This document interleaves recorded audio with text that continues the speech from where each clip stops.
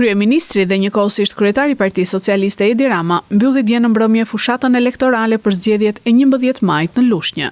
Në fjalën e tij, ai kujtoi me emocion ish-deputetin socialist Bashkim Fino, i cili ka përfaqësuar këtë qytet në Kuvendin e Shqipërisë dhe u shpreh optimist për një fitore të thellë të Partisë Socialiste.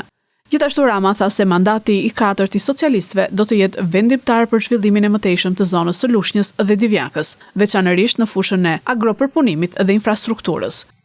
Unë jam shumë i vetëdijshëm se kemi ende gjëra të mëdha për të bërë së bashku. Dhe duat besoj se ky mandat i 4 do të jetë një moment shumë i rëndësishëm për transformimin e mëtejshëm të Lushnjës dhe Divjakës në një aspekt të veçantë.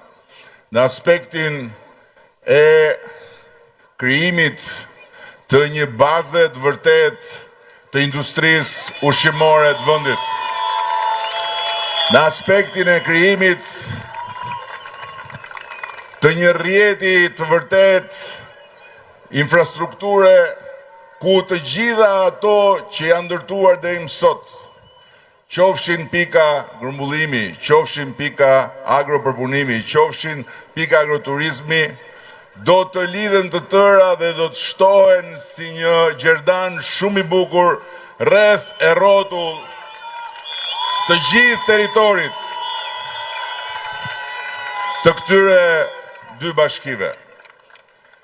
Por përtej çfarë ne do të bëjmë së bashku këtu, çfarë ne do të bëjmë së bashku në çdo drejtim, ka një gjë tjetër shumë të madhe që ne do të duhet ta bëjmë së bashku.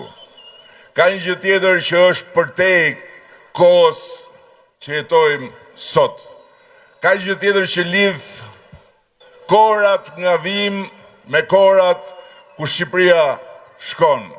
Ka një gjë tjetër që lidh amanetin e stërgjyshërve tanë me borxhin që ne u kemi fëmijëve tanë.